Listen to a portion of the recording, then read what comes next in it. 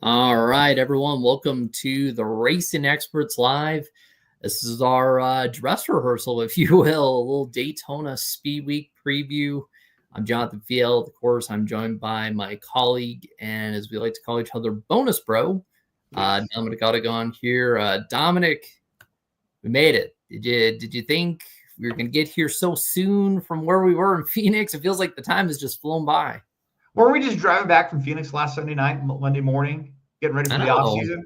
It doesn't Yeah. seem like the season's just days away, but we know the season gets counted down from Phoenix. It's about roughly 90 days from Phoenix or the season finale to the Daytona 500. And it really felt like the off season, even though it's been longer, it was longer this off season than it has been in the years past. It sure seemed like that. I know. Yeah. It's yeah, I think it was just Christmas a couple weeks ago. I don't know. It's kind of wild. Yeah. I mean, 2 days ago. Yes. Yeah, just 2 days ago or so. Well, anyways, we are here getting ready for the upcoming season. We already had a little taste of it, of course, with the Clash and the Madhouse Classic that took place last weekend. I thought that was a really interesting race, the way they brought the race to Bowman Gray Stadium, NASCAR's backyard. Of course, having the most popular driver win in, that was pretty spectacular.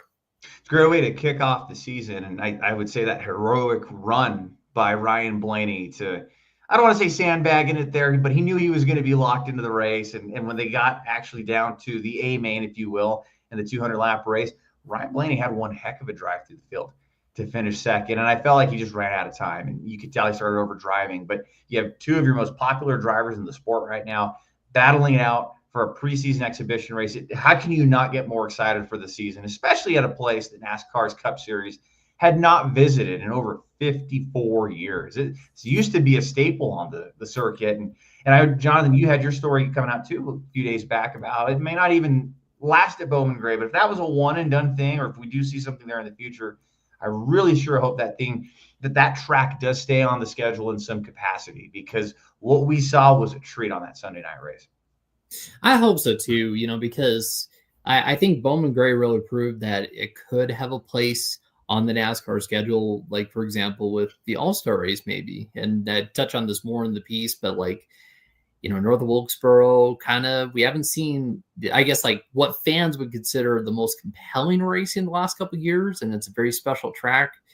Maybe there might be a place to rotate, maybe Bowman Gray, North of Wilkesboro Speedway. You'll have to go read the piece to read more on that. I want to give everything away. We're news people here. We got to tease it just a little bit. Got to tease it. You got to just give them a little taste of it, and then they know where they can find the rest.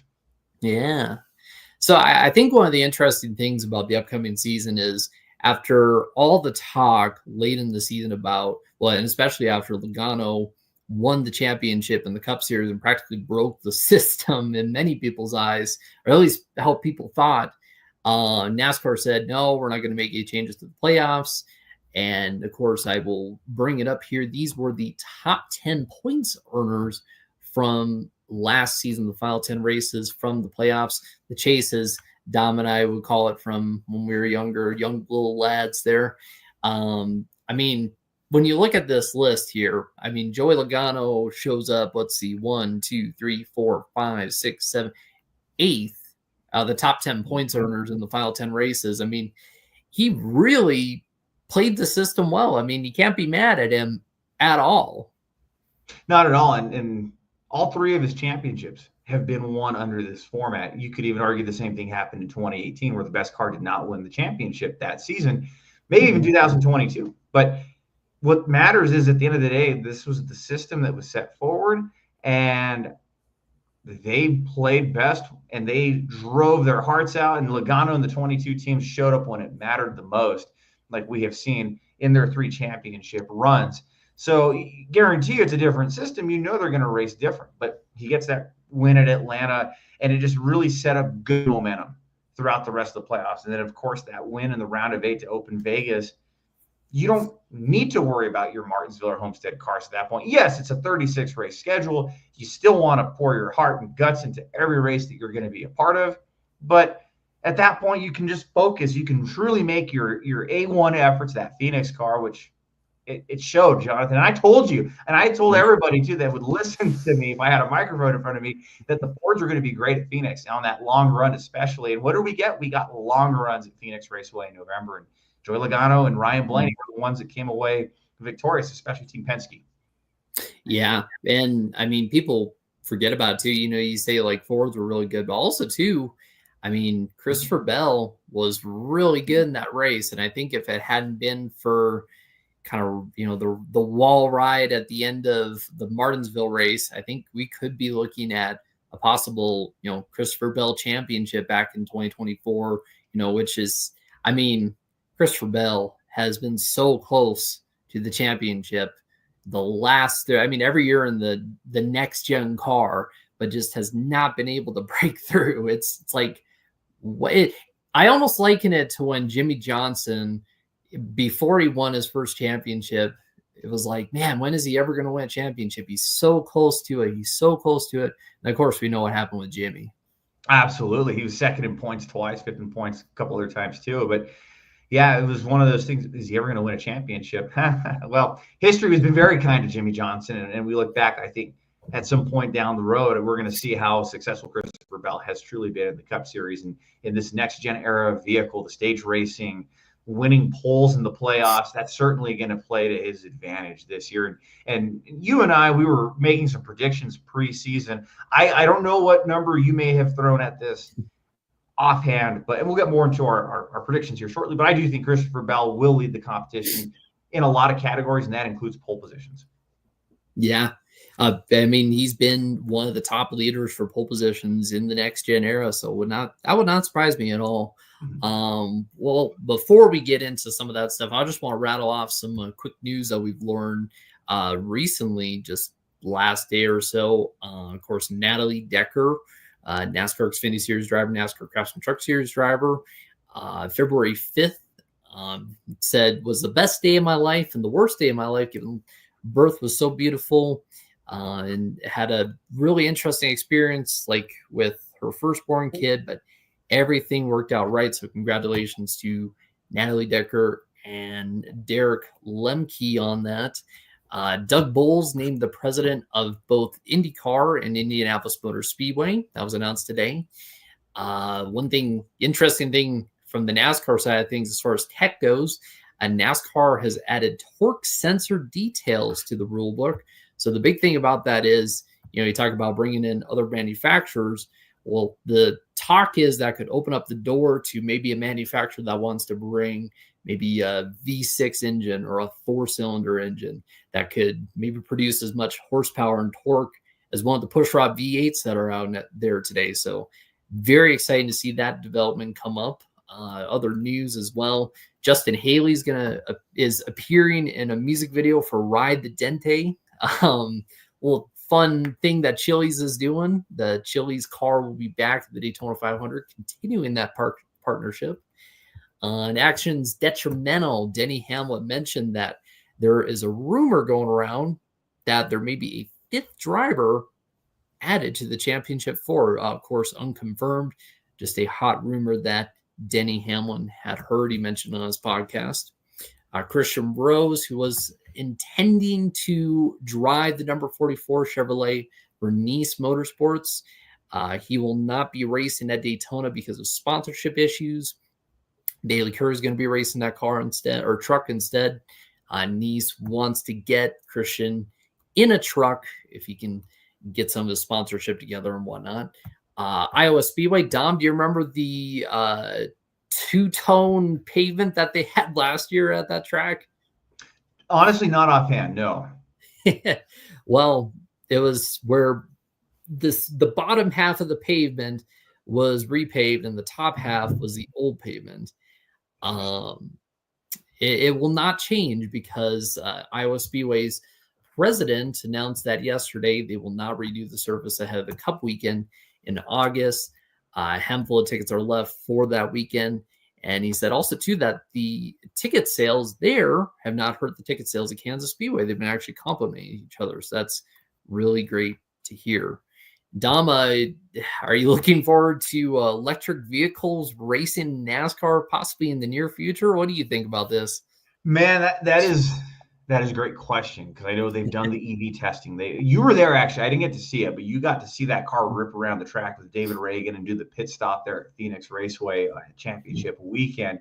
I want to say David had said in one of the tests that he had done, I don't know if it was Martinsville or somewhere where he got behind the wheel, that it actually felt like he had more push, he had more power in that. I guess there was more rear torque that might have been at play in that situation, but very interesting. And you hear the rumor get floated around that maybe NASCAR tosses the idea around of making the Xfinity series ultimately the EV series, or it's an offshoot and it's entirely own thing. But I think even beyond that, John, you and I have talked a lot about this, I think at length off air and off camera, but about how I think you said it best that right now, I think we can maybe all agree that the electric vehicle industry maybe isn't Mhm.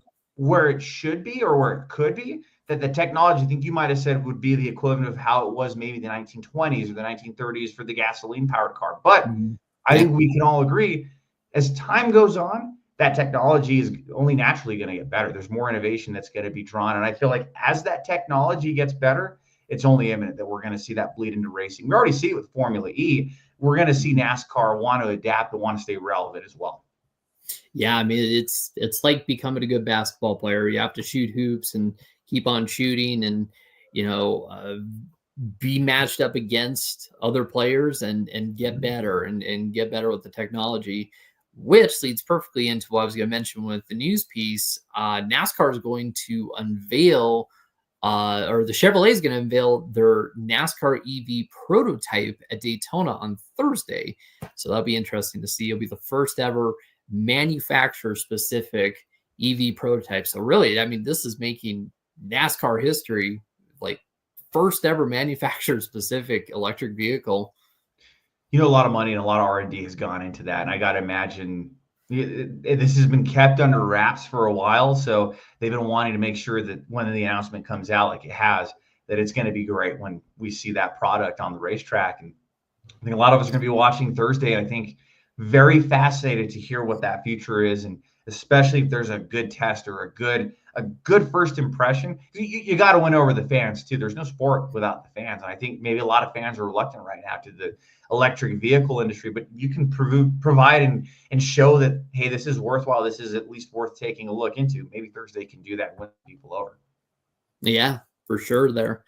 Yeah, so that is some of the recent news from around the world, NASCAR and whatnot. And now we're gonna get really we're gonna go so far recent that we're gonna go into the future. That's how recent we're gonna get with this. I like that. I like that. Yes, yes, yes. We're going to take a look at the 2025 NASCAR season and lay out our predictions. As they say, everybody has predictions, but we're always fascinated to hear what somebody has to say, whether it be a fellow reporter or a race car driver or a fan. Anybody across the board. It's always interesting to hear what somebody might be thinking because you can have a million people and a million different predictions. Well, Dom, you say you like to hear everybody's perspective, so I will turn the tables. I want to hear your perspective of what you think. Okay, some numbers to go over, and we can fact check this video when we come back in November and see how on the money I was or totally off base. But let's start. Give me some parameters, Jonathan. Where are we starting? Oh man, well, I think we should talk about what drivers we'll start with an easy one. What drivers are going to make the playoffs? What drivers are going to miss the playoffs? And by how much, how little? Well, let's shoot from the hip on this. Okay. And I think I got to preface with, at least on my predictions, I think if you're going to make the playoffs in 2025, you got to win a race. You need to be winning a race. We know this next gen racing has produced parity, like much like the 1990s, where that separation between first and 20th is not that much. You could have 20 guys win on Sunday. You're going to have your powerhouses, of course, and they're going to lead the way, but you're still going to get different midseason winners like we have seen in this trend over the last few years. And Jonathan, I think that leaves a lot of good drivers that maybe statistically have put up more points, collect stage points, stage wins, have a better average finish that will miss the playoffs, and they will get bumped and snubbed over the priority of somebody else taking a victory because they did not. Yeah, absolutely. I mean, we saw it last season with guys like Chris Buescher, with Ross Chastain. with Mm-hmm. Bubba Wallace, the Kyle Busch as well, albeit Kyle Busch had his struggles and definitely missed the playoffs on performance, but in any other year, maybe he could have snuck into the playoffs had it not been for a few late winners who we just did not expect who came from the back. Absolutely. And I think with that too, I look at the grid. You have 36 full-time guys in all the 36 charters. Because it seems like, and you might know the numbers on this, but since this Mhm. charter era started in 2016, there's always been one or two rides that it's been a split type deal. We don't see 36 full-time guys. And it's really interesting to see that this time around. And okay, we'll start at the bottom here, Jonathan. I'm curious if you agree with this. I have in my 30th through 36, I ranked all these guys who I think where they will finish in points. Ooh. 36th, Cody Ware. 35th, Ty Dillon. 34th, Cole Custer. 33rd, Ricky Stenhouse Jr. 32nd, John Hunter Nemechek. 31st, Austin Dillon. And 30th, Eric Jones. Interesting. I think it's going to be a really telling year for Richard Childress Racing because they made a lot of personnel changes to try to, improve their performance. They had a couple of glimpses of success. Of course, you get Kyle Busch in the car. If you don't perform to some extent, that's a very big disappointment. But interesting. Austin Dillon, that far low. What makes you kind of think that they're not going to do, I guess, much better? Or is it just the strength of the field? I don't know. What do you think? I feel like we will see Kyle Busch get back to victory lane, but I feel like RCR, and again, as an outsider only looking in, right? Mhm. I think you're going to throw all your eggs in one basket, but that comes at the sacrifice of other things. And I think it's very telling you don't see that 33 car entered for the Daytona 500 this week. And I feel like the team is trying to put all of their resources into Kyle Busch. And I really feel too, Jonathan, that I think Austin Dillon realizes that too. And Austin Dillon, you have to be a great race car driver to be racing at this level. But when you're looking at the elite status of being in that top 36, I get to do this every week, and you have Kyle Busch on your team, I think you're going to want to look big picture on that and thinking from a business standpoint, want to help him as much as possible. You want to keep him in the company too. So I feel like that might come at the sacrifice at seeing Austin Dillon not run well. And I listed out top fives and top tens. I think he just grabs 2 top tens this year. I could be wrong on that. But Mhm. I do see where we have 36 drivers, we're going to see so many different drivers in the top 5 and in the top 10. And we're long gone of the days where you have 5 or 6 guys picking up 20 top 10 finishes or more in a year. Then you might see 17, 18, or 19, but those other handful of top 10 finishes get dispersed throughout the year because of the parity of this car. And unfortunately, you have 36 cars, and there's a lot of these guys that can win, but there's always going to be those ones that are at the bottom. And I see Dillon among those bottom 6, bottom 7. Yeah. And that's where they finished last season, and they had, I guess there was a decline in performance last season with the number 3 team. But yeah, it's still strong. That's one thing that I noticed when I was going through, just some of the full-time drivers this season is, there's a lot of hype around different teams like Spire, different teams like, I guess like Legacy Motor Club kind of trying to find their way back, and like, uh, you know, what is Haas going to do now that they're on their own, but yeah, it's just you have these established teams like your Hendricks, your JGRs, your Penske's. You're talking Hendrick, there's 4 cars, JGR, there's 4 cars, Penske, there's 3 cars. Even with the expansion of like 2311 and Trackhouse, it's going to be like I have to imagine there's going to be growing pains with those teams, even though all 3 of those teams have, entered third cars into races before. And you were mentioning those top 5 teams. That's already 17 drivers, pretty much half of the chartered field, and that means there's going to be a bottom half. And that's not to say that there's a lot of separation between that top half and bottom half. Yes, there's a lot more money spent in those top organizations and more R&D to a point of what you can do, but the competition is definitely closed up a lot more. So I think 5-10 years ago, you wouldn't have seen some of these guys below 25th in points grabbing more than a handful of top 10 finishes. And I think you will see that throughout the year. You're going to see that parity that we're used to seeing with the next gen vehicle. Yeah. Now, I'm curious, John, we'll go 29 to 20 here. And you tell me names you would agree or disagree. I have Michael McDowell, 29th in points. Zane Smith, 28th. Noah Gregson, 27th with 1 pole. AJ Allmendinger 26th with one pole position as well. You can imagine Gregson a pole at a super speedway is not out of the realm of possibility, as is Mhm. Allmendinger at a road course event. Then I have Justin Haley leading the Spire charge there, or the middle of the road Spire cars, I should say, in 25th. Josh Berry with Wood Brothers Racing in 24th. Todd Gilliland in 23rd. Riley Herbst, Rookie of the Year candidate, in 22nd. Daniel Suarez, 21st. And I have Carson Hocevar improving with 2 top fives, 8 top tens, 20th in points. Honestly, I think you hit the nail on the head with a lot of those. You talk about some of the growing pains with these newer teams, to these established organizations. I mean, you've got Daniel Suarez there. You've got Riley Herbst, who I think Riley Herbst is going to have a more solid season than some people are thinking he's going to have. I think he's going to be a pretty clean driver. I don't think he's going to make some of the mistakes that some people may think he's going to make. I think he gets a lot of flack.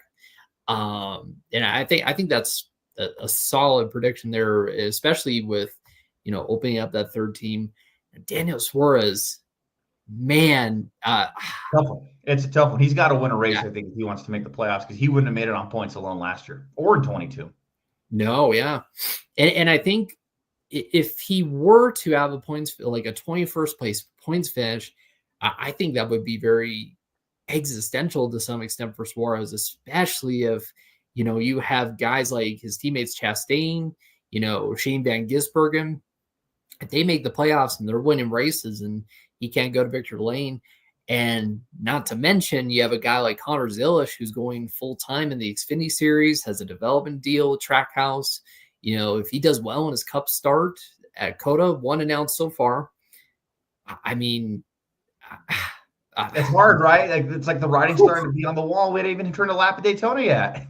yeah, I know it, and I know that Justin Marks and Pitbull have confidence in Daniel and are saying that their support is behind him, but you can't help but think of that, as you come to the season, especially with Connor already set to make a start before he's even started his first full-time Xfinity Series season. Like, they have big plans for him, They do. We'll see if that hype lives up to it. And this is the hard part, John, where you look at drivers who are going to miss the playoffs that don't have that win or get that win post regular season, but they did not make it in the playoffs.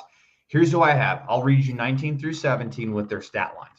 Ryan Preece, 3 top fives, 10 top tens, 150 laps led. I don't know if he gets to victory lane this year, but it wouldn't shock me if he's on the bubble heading into Daytona, heading into that cutoff race, heading into right before the playoffs start, and he misses. He may have the points, but gets snubbed in favor of somebody who's lower than him with the win. I have Bubba Wallace, 18th in points with 1 pole position, a win, a top 5, 11 top 10s, and 200 laps led, roughly, give or take. I see a win coming in their future, maybe a Talladega repeat or a Kansas win, but I don't know. There was a lot of disappointment from last year, going from 10th in points in 23 to missing the playoffs last year.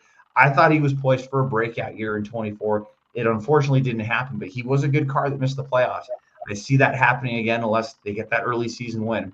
And then 17th, unless he gets an early season win or a road course win like we have seen he can do, a good car who will miss the playoffs, in my prediction, is Austin Cindric. 1 pole, 6 top fives, 12 top tens, 225 laps led. But he could be the guy like how we saw Truex a couple of years ago, 6th, 7th, 8th in points, but will miss the playoffs because they don't have that win. Yeah.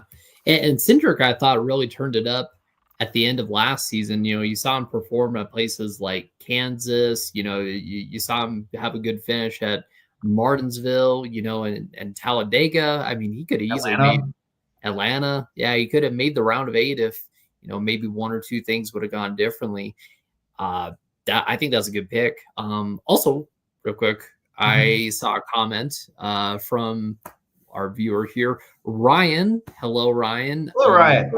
Hello. We have some good plans for him coming up this season, so we'll talk more about that later on. But wanted to say hello to him and hello to everybody who is tuning in. I appreciate you very much, Dominic. Appreciates you very much. Appreciate this organization. What we do is nothing without the race fans. So from the bottom of our hearts, we appreciate it. Absolutely. Yes. So going back to what we were talking about, I think one thing that's going to be interesting to watch is how the Chevrolet body, I mean, it's going into its what, 2022, 2023, 24, 25, fourth year. Meanwhile, the Ford and Toyota bodies, this is only the second year. And obviously last year, I don't think it was showing its age or its wear necessarily, because guys like William Byron, guys like Kyle Larson were still performing very well. But I mean, the off-season testing, gathering those notes, gathering that data, I have to imagine Ford and Toyota is going to be pretty strong this year compared to the Chevrolets. That is a bold prediction, and it makes you think too, because technically, as they would call it, it's a zombie car now, since the Camaro's not being produced in 2025, at least for street model purposes. It makes you wonder if Chevrolet is going to have a little lackluster of a performance on the racetrack, but time will tell. And I would say one prediction we could probably look for, and we'll see how it goes after Daytona. We know Chevrolet and Ford will be good in qualifying. Toyota just hasn't shown the speed over the years when it comes to pole day qualifying for the Daytona 500. And only twice has a Toyota sat on the front row. That was Michael Waltrip in 2008 and Denny Hamlin in 2018. So we know it's going to be either a Ford or a Chevrolet, or it could be a sweep of both. But if I was a gambling man, Jonathan, which I'm known to be from time to time, I'd be placing money. That's not gambling advice, by the way. I'd be placing money on a Ford to win the pole for the Daytona 500.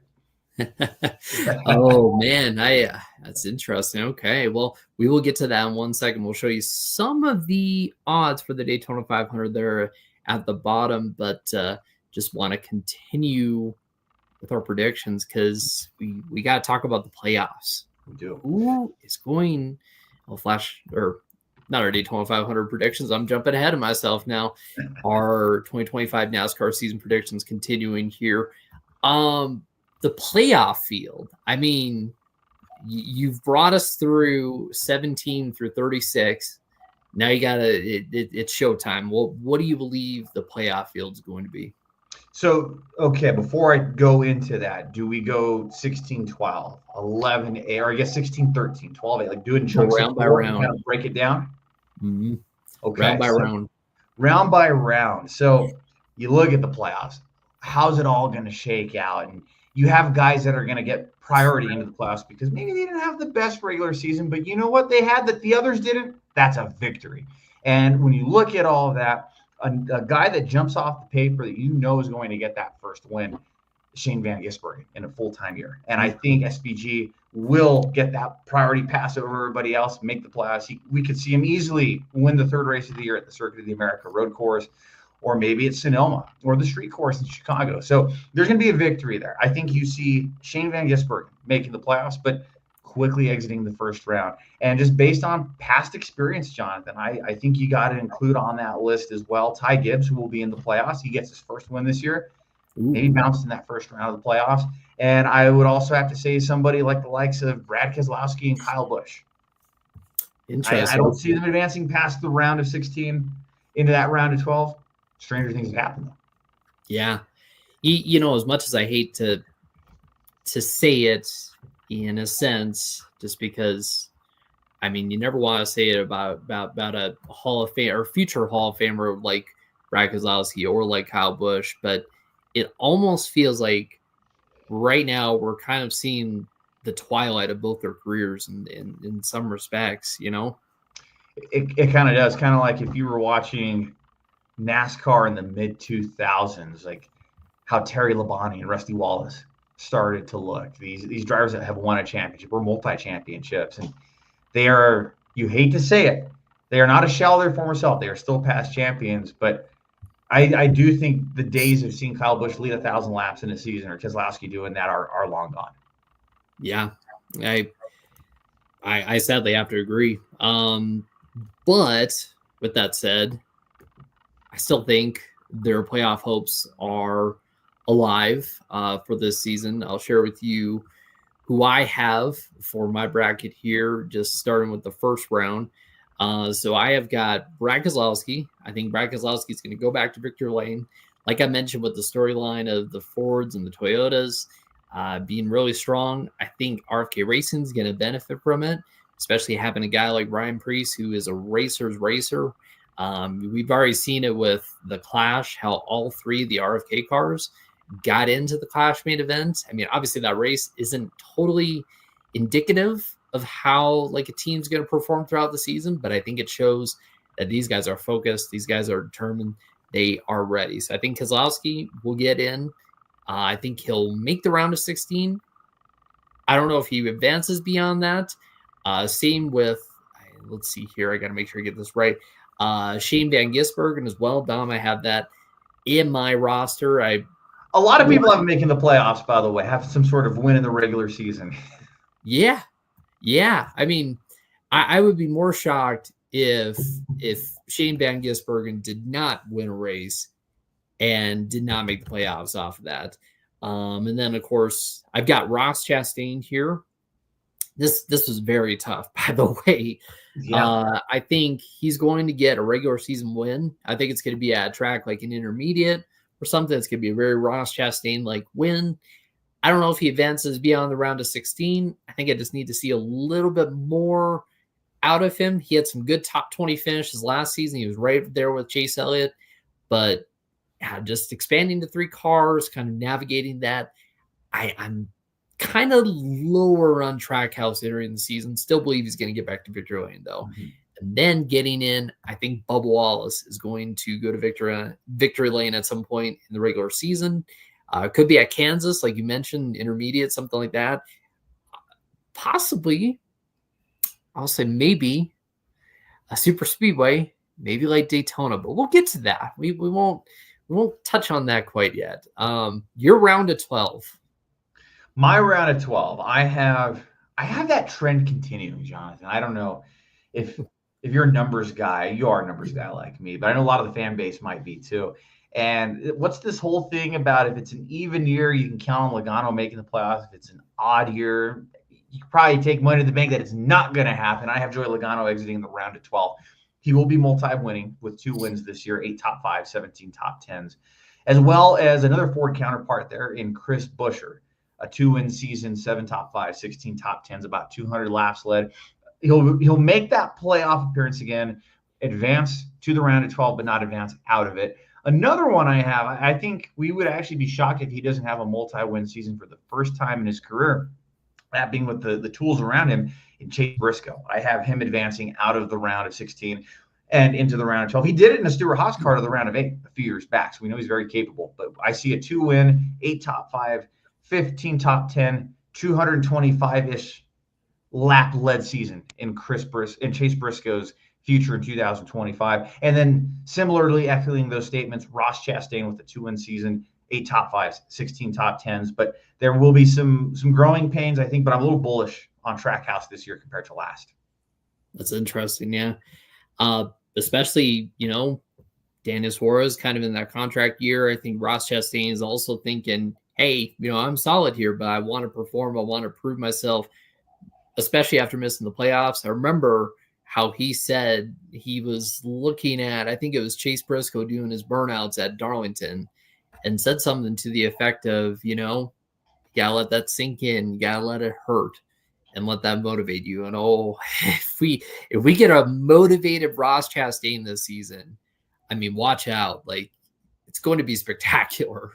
We've already seen how off the rails Ross Chastain can be behind the wheel of a race car. So you have motivation behind that. And I mean that in a good way. But he's going to be in really good shape. He would be the leader of that team again. I think he even said he doesn't want 22 and 23 to be the good old days, or reminiscing about the glory days. I think was the exact words he used.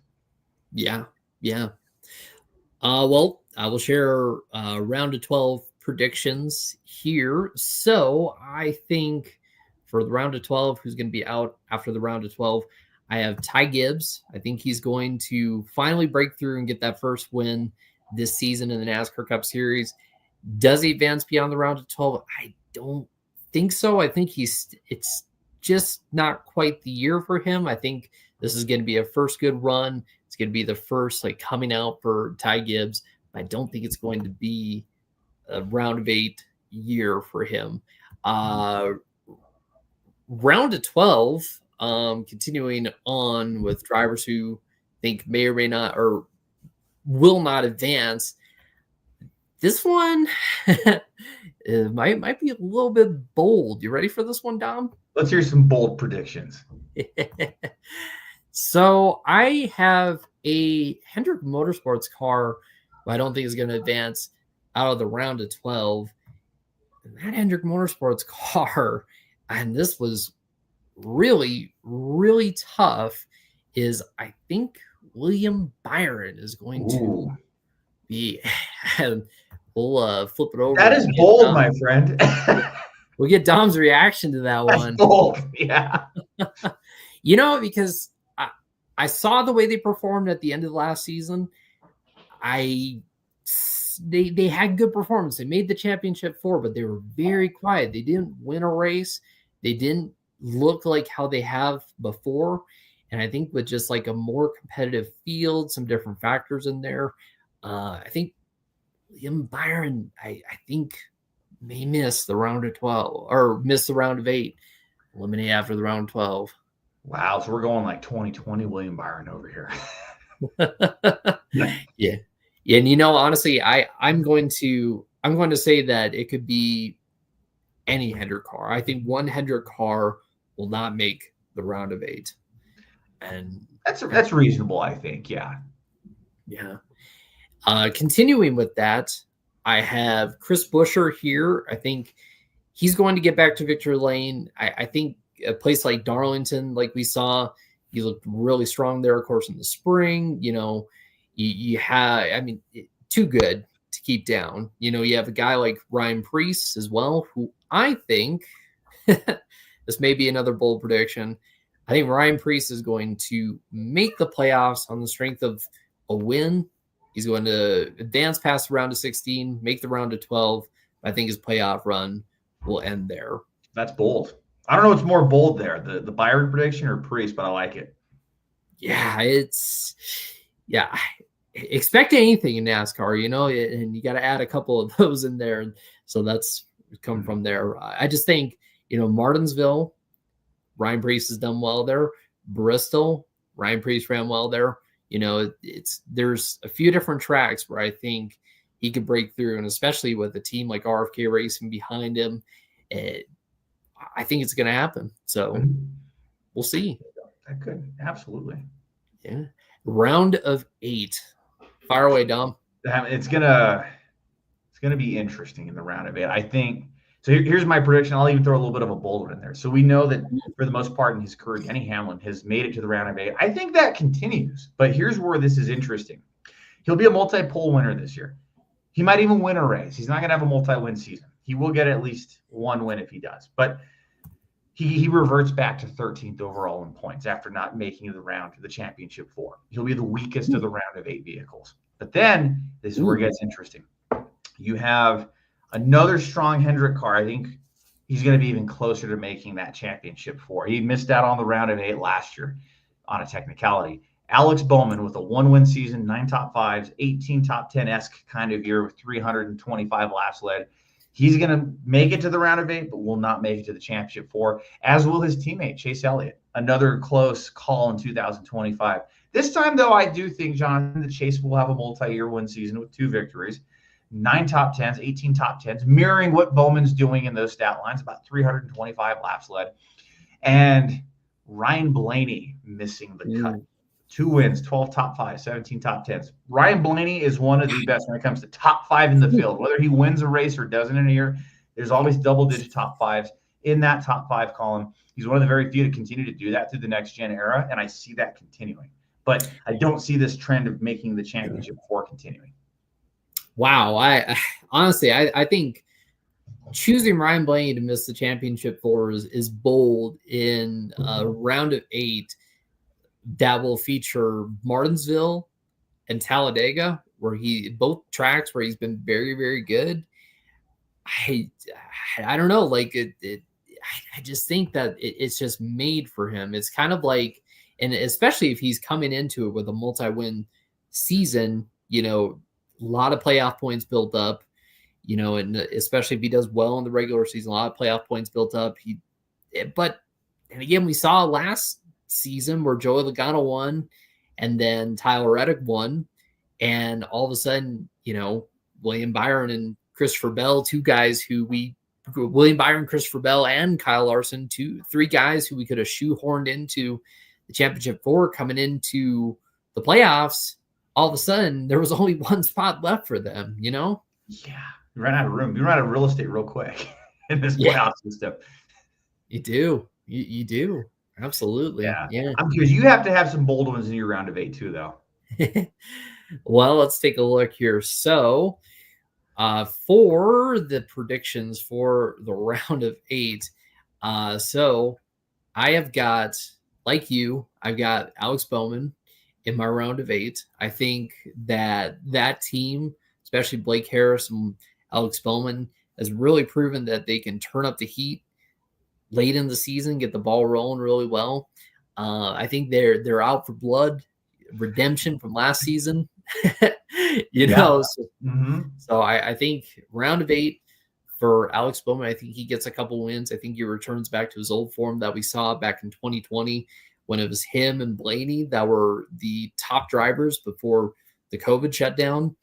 I think Chase Briscoe is going to get into the round of 8. I think he's going to be in the round of 8 on the strength of a multi-win season. I mean, he looked solid in the Clash. He's got the best opportunity of his life to really do something.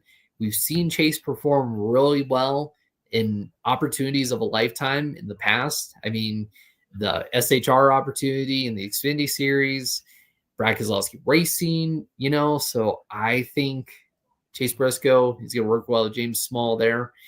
Then I think Tyler Reddick is going to miss out on the championship 4. I think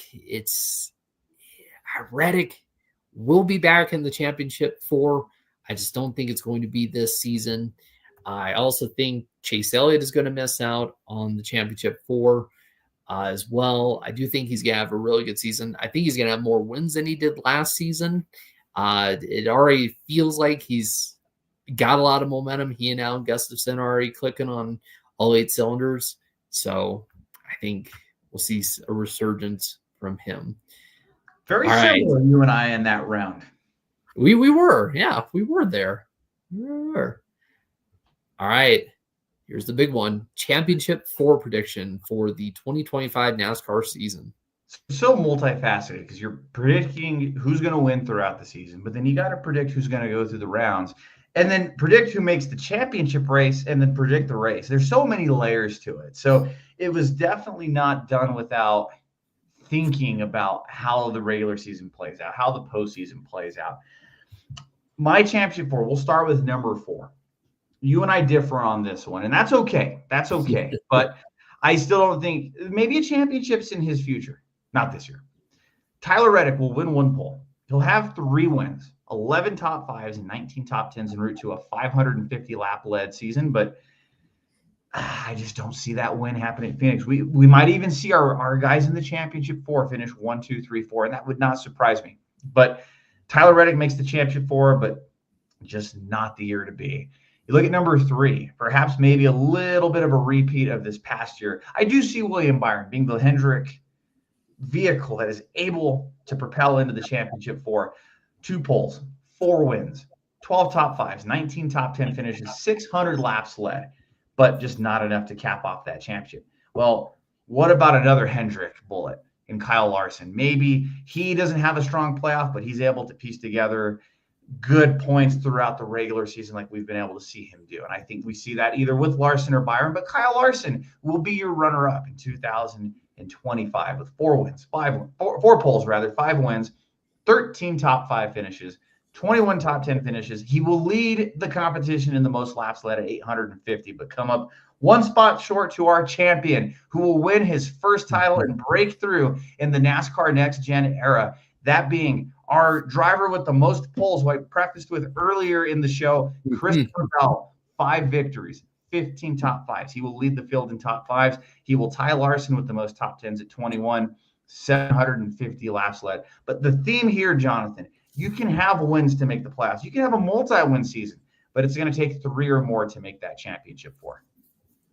Definitely. Yeah. I mean, as much as maybe accruing wins throughout the season may have kind of fallen on its sword very late in the playoffs, of course, with guys like Bell, guys like Larson missing the championship four because you had three guys who got very timely wins. I definitely agree. I mean, it's going to be interesting to see. I think Christopher Bell, that is a good pick for most wins on the season. I think he could have had it last season, gone to Victor Lane about as much as Kyle Larson did, if not more. But it was just all the different mistakes he made. The two Richmond races, he had the speed penalties. I believe Nashville, where he could have won. He had a very dominant car. Kansas in the playoffs, where he made a mistake twice. Could have won that race after leading a lot of laps. If he can clean up his mistakes, he's going to be he's dangerous. He's going to be very dangerous if he can beat the other full races. Very dangerous. And I guess that leads perfectly into my championship four prediction. So, like Dom, I think we're actually very similar in this regard, except for the Blaney one. Actually, you know what? We have two very distinct differences. I like to give them a little bit of grief. Bonus bro, of course, is what we like to call each other. Yeah, maybe sometimes the grief isn't warranted. Sometimes it is. I guess we'll play this back in November. Yeah, we're going to play into the grief this time because this guy over here on my other way, right, left, whatever direction it is, it's mirrored. It's kind of weird. Blaney and Hamlin out. I think, honestly, it's going to be the opposite. Where I think Ryan Blaney, because of the strength of the schedule with, like I mentioned, Martinsville, with Talladega in the round of 8, I mean, he's been the top driver at both of those tracks. I see him getting into the championship four with a win or a solid finish, a really good finish at one of those tracks, and good performance overall in the season in the round of 8. I think he has another multi-win season. Just continues to do well, plays really well with Bell and Larson. Larson, who I think is going to also make the championship four once again. I mean, Kyle Larson, that's all we need to say at this point. He is in the prime of his career. I mean, he is standing out really strong, in this next gen car that has otherwise been kind of more of a parity machine. I mean, he's been able to perform really well, win a lot of races, lead a lot of laps. I think he led something like 1,500 laps last season, something crazy like that. Set a new record for the most laps led in Bristol night race. I mean, the guy is a machine. It's hard to bet against him at this point. Then also, too, I just want to say, I know he is entering his 20th full-time season. I know he's got a new crew chief. I know he just lost his longtime sponsor. The odds are against this guy. But if there is anyone who I think can rise to the occasion, I know he's had the reputation of being a guy who maybe falters in those key moments, but just coming into the season where people may not be expecting a lot from him, I think Denny Hamlin's going to make the championship four this season. And I think it's on the strength of the new Toyota body. I think that Toyota and Ford are going to have a lot of good notes on their bodies and going to be able to run very well this season. I think him and Chris Gale are going to really mesh. I think Chris Gale doesn't get enough credit. He ran well with Ty Gibbs early on in the season. They looked good in the clash. I'm high on Denny Hamlin going into this season. So we'll see how that all fares. If I have pie in my face come Phoenix, we'll see. But I agree with Dominic, though. I think Christopher Bell, champion. We saw that last season where he ran well at Phoenix, wasn't in the championship four, maybe should have been in the championship four, if not for a couple different things. So I think Christopher Bell will bring home the title. That is bold. And I think, like I said, how do you predict how 4 guys are going to do across 10 races, how they do in one race? It is so hard in this system to predict. Now, if we were going off who scores the most points, that might be an interesting one too. But very interesting falls as we look through the year. I am very excited for this racing season. Jonathan, this is my 16th season covering NASCAR in some capacity. So I've been doing this now. I'm at the point where I've done this more in my life than I haven't. That's how old I am getting. But it is an honor to truly do this sport. And you and I have been doing this since the beginning with this organization. So wouldn't want it any other way. Absolutely, yeah. And before we get all misty-eyed and nostalgic here, we got to get into some Daytona predictions and some talk about Daytona here. So we're gonna flash up the Truck Series odds. The odds-on favorite is Michael McDowell and Corey Heim plus 1,000. Justin Haley in the Spire Truck at plus 1,100. And then we have Daniel Hemrick, Ben Rhodes, Chandler Smith, Grant Enfinger, and Ty Majeski at plus 1,200.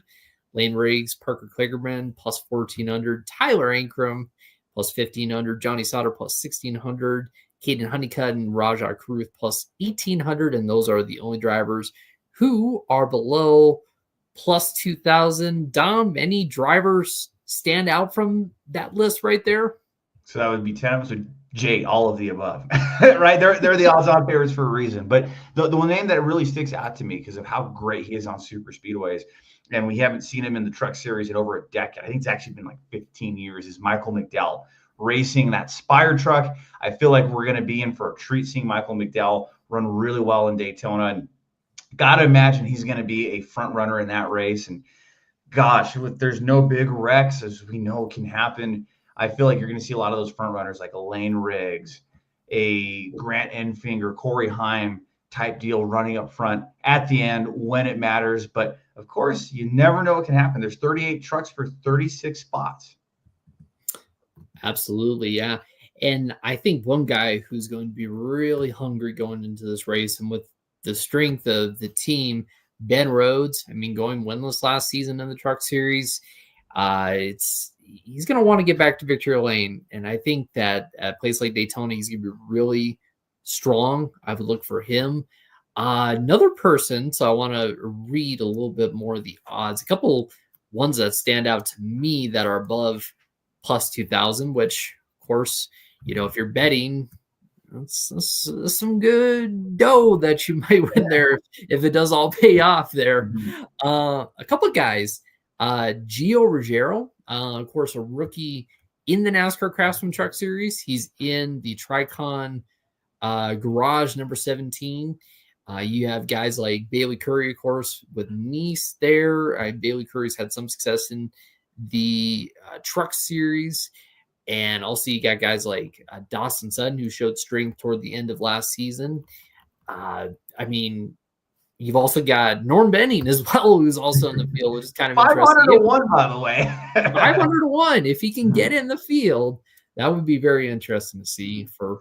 Well, even lower on that list too, Jonathan, a past champion in Matt Crafton, a multi-past champion of the sport at 35 to 1, along with Stuart Friesen. I think those would be good value picks if you're looking for a value pick on Friday night's race. Not gambling advice.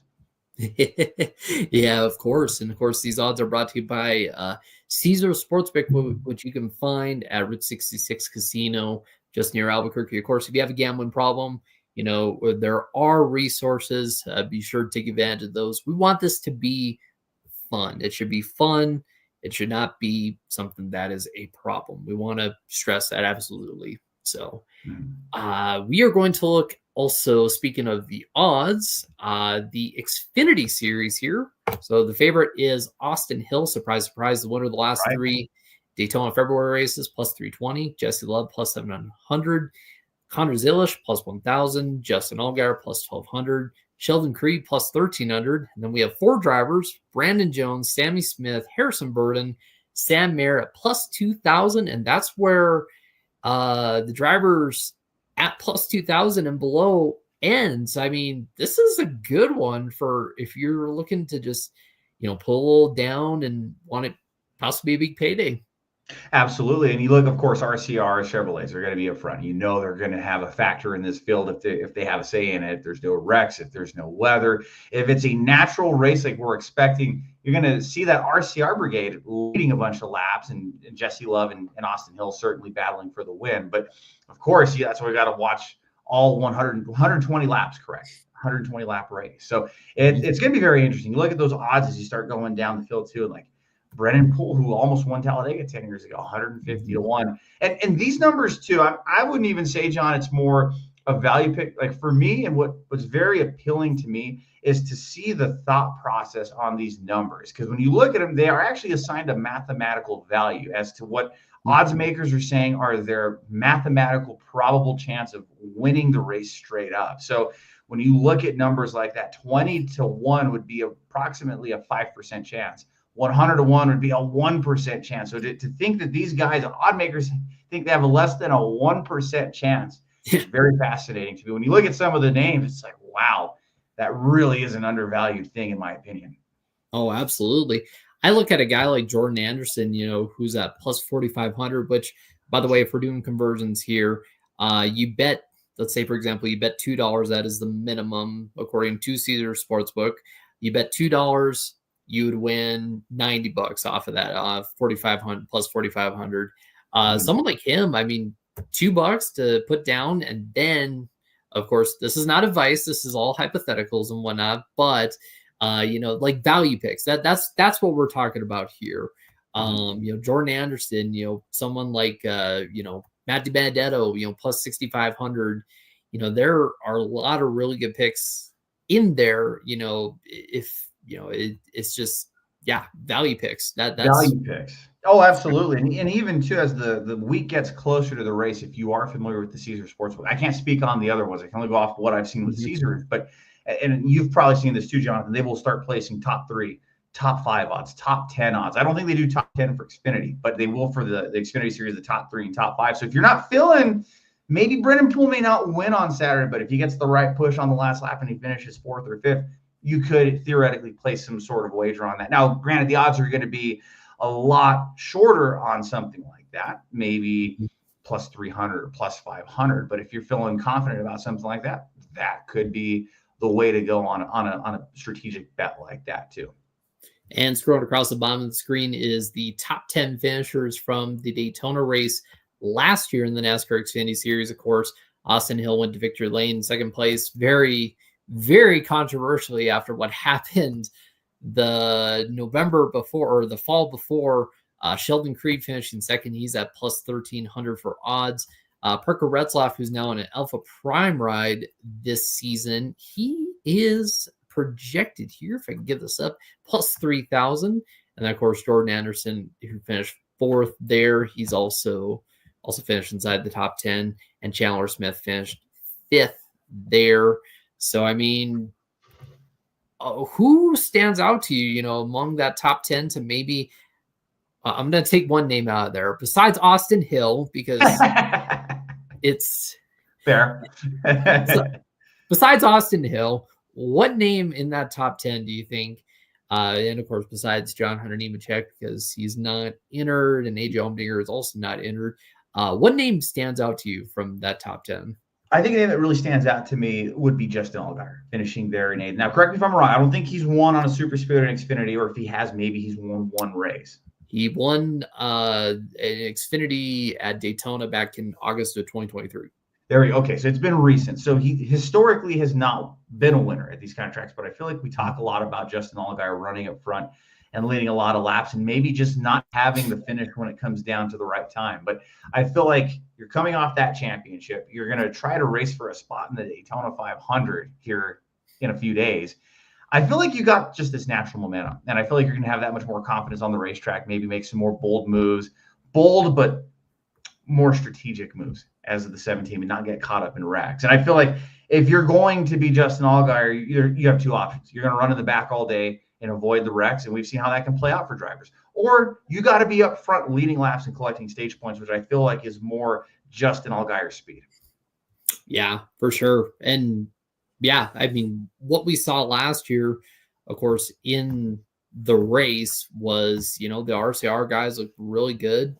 Austin Hill had to come from the back remarkably. I mean, Jesse Love led a lot of laps early on, got caught in that wreck, was never the same.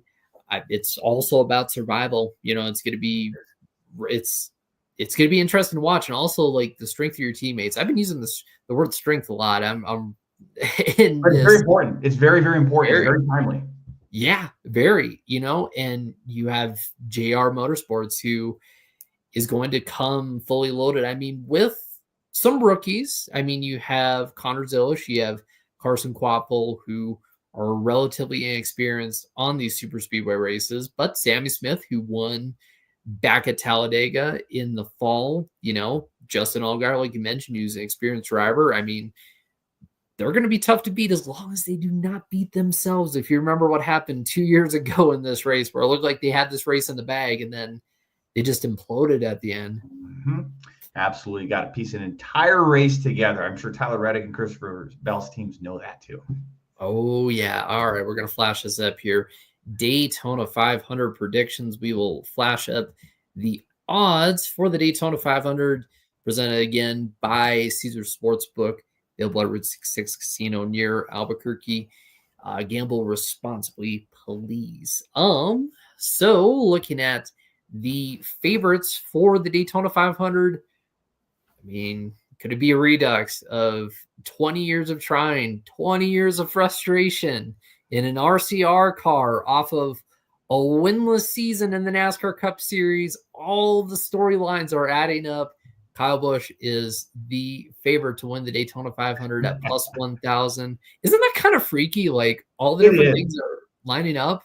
Multi-champion, more races behind them than ahead of them, but still a lot of fuel left in the tank, and that's Kyle Busch. That was Dale Earnhardt at that point in his career. Kyle Busch is that point in his career, and I gotta imagine, till you win the Daytona 500, you're gonna feel the natural momentum and the natural high of that throughout the regular season. That would only help contract talks too if you're Richard Childress Racing. I've often compared RCR to the Dallas Cowboys of NASCAR, because historically a great organization. RC has had his hand in the organization over the years, much like how Jerry Jones has. And there's a lot of this 1990s type of success. The last championship that both organizations won was 1994, but you have high-powered people all around. I really truly see these parallels. You see a lot of Cowboys players become TV analysts. You see a lot of former RCR guys become TV analysts. And we know Jerry Jones has his hand in that, in helping with the broadcast partners. RCR does too, I'm sure, to some extent. Who's not going to listen to the recommendation of Richard Childress? So there's so many parallels here, and there's a lot of glory day talk and a lot of reminiscing, but there are a lot of storylines that would point to a Kyle Busch victory on Sunday as something that would just be something out of a storybook type of thing to happen. But of course, we got to wait 200 laps and predict and see what happens. I do think he's a factor in the race this Sunday, as well as Brad Keselowski, Ryan Blaney, a lot of these guys who have not won the Daytona 500. Martin Truex Jr., though, entering with the most Daytona 500 starts without a victory, and that's 20 as well. So 21, this will be his 21st attempt. So certainly a lot on the table here. It's going to be very fascinating to watch. Very fascinating to watch. And as you're watching as well, and you want to have some fun, maybe predict, who's going to have your best team, join our NASCAR Fantasy Live League, the Racing Experts. Search that on NASCAR Fantasy Live, the Racing Experts, parentheses TRE. And with that in mind, of course, NASCAR Fantasy Live runs on a point system, very similar to the real life NASCAR point system. So here are the top points earners from the last 6 Daytona races. So first of all, we have the guy we've been talking about, Kyle Busch, 208 points. Second is Bubba Wallace. And then we have Joey Logano, Alex Bowman, Chris Buescher, Martin Truex Jr., like you mentioned, Brad Keselowski, like you mentioned, Austin Cindric, Christopher Bell, and Chase Elliott. Of course, if you are looking for winners or, the guys who are going to finish up front, do well, best average finish, Bubba Wallace and Kyle Busch are tied atop that at 9.3 there. Yeah. And in second, actually, or in third, actually, what's interesting is you have Cody Ware. And good value pick there. Very good value pick there. Yeah, Cody Ware, minimum 4 starts. That's how many starts he has. He has a 10.3 average finish at Daytona in the last 6 races. Third best average finish there. So Alex Bowman with 11.2, and then you have Chris Buescher with a 12.7. Let's see here, Christopher Bell, 15.8, Mark Truex Jr., 16.5, and then Joey Logano, 17.2, Austin Cindric, 17.3. You can tell Daytona is attrition heavy because boy, does the average finish fall off quickly. Those were the last two drivers, or among the last drivers with an average finish below 20th. That's insane to me. And you look at it because it's a big drop off too. And that shows consistency too. And a lot of the drivers, I remember Jamie McMurray saying this on the Dale Earnhardt Jr. download last year, that he gained a lot of respect from his competitors through the mid 2000s because of how consistently well he would perform at the super speedways.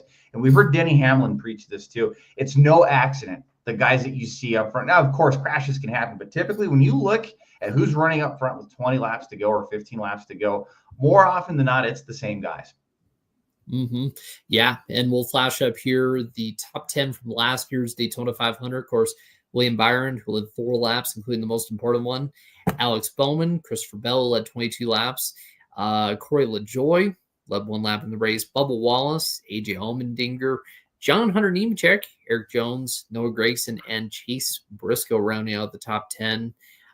Interesting thing about Christopher Bell, he has 3 top 5s, and those are all his top 10s from the last 6 Daytona races. And what's even more interesting is all those top 5 finishes were 3rd place finishes. That has been his magical number, is 3rd to finish at Daytona. And I've seen throughout the week too, John, there's another undervalued pick there, about 22-1, 25-1. Christopher Bell could be a factor in Sunday's race. He's never won on a super speedway, I believe, in the Cup Series, but that could change very easily on Sunday.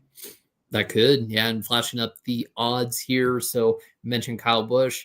Then we have Chase Elliott and Kyle Larson at plus 1,200. Ryan Blaney and Joey Logano plus 1,300. Brad Keselowski plus 1,450. Denny Hamlin plus 1,500. Todd Gilliland plus 2,000. William Byron, the defending Daytona 500 champion, at plus 2,200. And I believe I read earlier in the week that on Caesar Sportsbook, if you look on there, there was a boost where you could do plus 2,400 for William Byron, kind of juice those odds a little bit, if you will, as they like to say. And there are some ways you can boost your odds outside of that with the Caesar Sportsbook, but they can burn you too. You were seeing some of that on my end, Jonathan. There's some parlay stuff you can do with other sports, but you really got to know what you're doing, because if you don't, you can get really screwed. Absolutely, yeah. You got to be careful. One guy I want to point out here, AJ Allmendinger, plus 5,000. He finished top 10 in the Daytona 500 last year, has run very well on the super speedways before. I would not count him out. He was up front in that race last year. I think if he has good help from some of the Chevrolet teammates, I think he could be one to watch. It might be another value pick. Absolutely. AJ Allmendinger winning a Daytona 500 would not surprise me. Not one bit. How well he runs in the Cup Series, how well he runs on super speedways altogether. I think it might surprise a lot of people, but I don't think you and I would be in that shocked crowd. Nor would a Ryan Preece victory, because Preece has run very well at these super speedways. And 60-1, I think, is Ryan Preece's odds at this time. So, yeah, and you know what? If you bet on Ryan Preece when it was 60, if you bet on Ryan Preece when he was 60-1, you bet at the right time, because now he is at 50-1. So we'll see how much more the odds tumble down for these guys before qualifying, which of course is tomorrow night, and after. And that leads into, I guess, a good talking point. What do we believe is going to happen in qualifying? Because before we get to the Daytona 500, we have to lock some guys in, because there is, of course, 36 charter guys who are going to race in the Daytona 500. And of course, we know Elio Castroneves is going to race in the Daytona 500, either by racing his way in or with the open exemption provisional. But then that leaves 3 or 4 spots for some other guys to get in. So I'm curious to know, with qualifying night and with the duels, who do you think is going to make it in based on, the open cars that we have? So yeah, let's start with the opening cars. I think there's so many good cars. We probably will have some really good cars that could have been in the mix for the win that will not even race on Sunday. And I don't think I've said that in a long, long time. So maybe a long time coming. 45 cars, up to 41 spots available. I think based on speed, you got to look at the Chevrolets, you got to look at the Fords. And I just don't know if Toyota has the speed on pole day qualifying, like we've seen in the past. So with that being said, Jonathan, I feel like two guys lock in tomorrow night, and those are both going to be Chevrolet guys. You're going to see Justin Allgaier lock in the Daytona 500 on speed. We are also going to see Anthony Alfredo lock in on speed as well. Those two guys will know they're going to race in the Daytona 500. I think your honorable mention here is going to be somebody like Corey LaJoie, who will probably have the third fastest speed because he's in that Rick Ware Racing Ford. You know it's going to be a fast vehicle, but he's not locked in. I think you see two Chevrolet guys lock up those speed guys. Let's say you. That's interesting, man. Because I know when we talked before, I think you were kind of hesitant on Anthony Alfredo. So that's interesting that you are sold me on the Chevy guys for Daytona. Pushing your chips all in there. Oh man, yeah, all in on this. I like it. Okay, well, I agree with Justin Allgaier. I think with the Hendrick support, Hendrick Motorsports has also been very strong in Daytona 500 qualifying. I mean, they had one heck of a streak on the front row up until last year. And even last year, they came very, very close to making the front row. I think they're going to put everything they can into that number 40 car because, I mean, there's a lot of big players involved with that entry with Chris Stapleton, with Dale Earnhardt Jr., with, Justin Allgaier coming off of his championship. So I think they're going to really make sure that car gets some good stuff. It will get some care. And of course, the people at JR Motorsports will give a good care as well. And then you mentioned that guy. You mentioned him. I think Corey LaJoie is going to qualify his way into the Daytona 500 on qualifying night.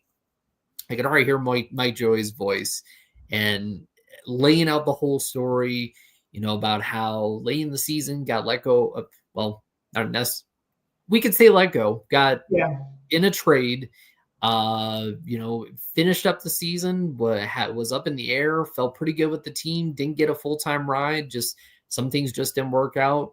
He's shifting his career in a different path, working as an analyst, part-time racing. I think all the makings are there for a really good qualifying night story. And outside of just the feelings and the heart and all that, logically speaking, I mean, Ford has been very, very good in super speedway qualifying, with Michael McDowell, Joey Logano. I mean, those guys, they were the front row. I think there was a betting line for like the front row for races. And I think at one point, like both those guys were in the negatives when it came to super speedway races. Yeah, I can see that. Yeah. So Ford and, this is really the only, besides Chandler Smith, this is the only bullet in the chamber that Ford has among the open teams. So, I mean, that team is going to get a lot of attention in that regard. Yeah, for sure. And so that leaves the duels. I mean, who do you think is going to make it in from the duels? Gosh, just that's all going to depend on who lines up where and who goes where. Because you can't count a guy like BJ McLeod out who has to race his way. And I don't think they get that organization, that 78 car up to speed tomorrow night, but we'll see him certainly come out to play Thursday night. Somebody like a BJ McLeod might be somebody to watch. I think Martin Truex Jr. is going to get in, whether that be fourth fastest qualifying effort or somebody can rely on his speed somewhere. He may not be one of those top two guys, but might be able to fall back if he's third or fourth fastest or has a really good duel. I think somebody like a Martin Truex will get in the Daytona 500, and I think Corey LaJoie. And those are going to be your four out of my camp. I think you have good cars miss, like a Jimmy Johnson. You might have somebody like J.J. Aley miss.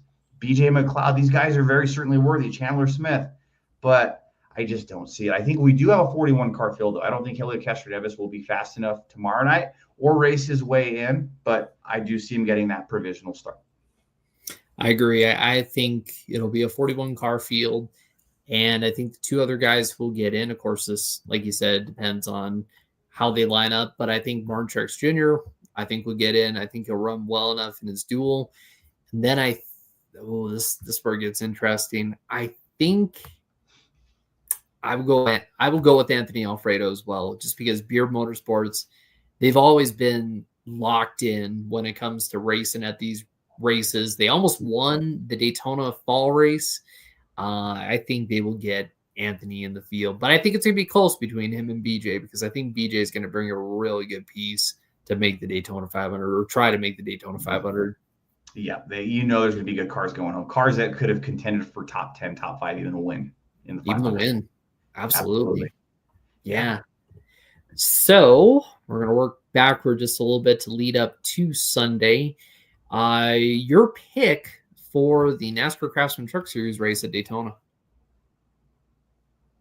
My pick to win, I'm going to say Lane Riggs is your winner on Friday night. All right, Lane Riggs. Okay, that's interesting. I put you on the spot. Now I'm going to put myself on the spot. This is good stuff here. I think that, with just looking at the way the season ended and coming into it now, some of the guys who are really strong at some of these plate tracks, or I guess they aren't plate tracks anymore. That's what us, I guess we're old timers now. It's kind of crazy. Old timers now. Yes. Yeah. I think Tyler Ankrum is going to open up the season with a win at Daytona, get the season started strong. I think it's going to happen. 1 year, so that would 2019, I think, right? So that would be quite the celebration. Yeah, it would. It'd be big. It would be big. All right, we're going to go to Xfinity now. Who do you think is going to get done? He'll do what he couldn't do in 2019, and that's work around his teammate for the win. Justin Allgaier gets it done Saturday. All right. Okay. Like that. I'm going to stick with, I guess maybe there's a theme here. I think this guy will get redemption from last season. Maybe that's kind of the theme, is redemption a little bit, because I feel like Tyler Ankrum coulda, shoulda, woulda, maybe done a little bit better the last season, didn't quite get there. Same case here. I think Jesse Love goes to victory lane. That's a good pick. That's a very good pick. Opens up strong. We'll see. All right. Here we go. The big daddy, granddaddy of them all, Big Daddy there. Not the Adam Sandler movie. It's the Daytona 500 here. Daytona 500. I will say, too, because we touched on it before we came on air tonight, I think if you are planning on going to the race on Sunday, one of the predictions, you better get there early, because CBS News is reporting that President Donald Trump will be in attendance of the Daytona 500. If you were there in 2020, you know how early you had to get. The Secret Service sweeping the event, and security's already tight for the biggest race of the year. And if what CBS is saying is true, and all the reporting is, you better get there early to the racetrack on Sunday. I can tell you that. You can take that one to the bank, Jonathan. It's going to be a very, very tight security ship there on Sunday. Yeah. Well, you didn't give me a winner, though. Who do you think is going to win? Winner? Yeah. Yes. Now for the on-track action, right? You've gotten to the track. You've got to your seat. Everything's good. You're at the Great American Race. It's so hard, right? Because you have 41 guys, in my opinion. 41 guys that are going to be racing for this victory. I think we do see a brand new winner with the Daytona 500. I feel like it's the year of Ryan Blaney to win his first Daytona 500. Second place, I think 2 or 3 times.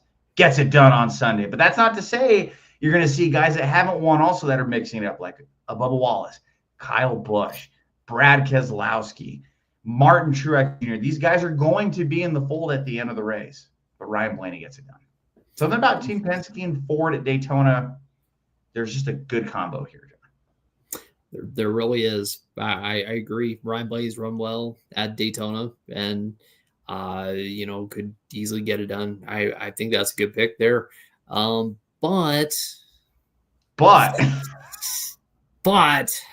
have to defer away. I think we're going to get a new winner in the 500.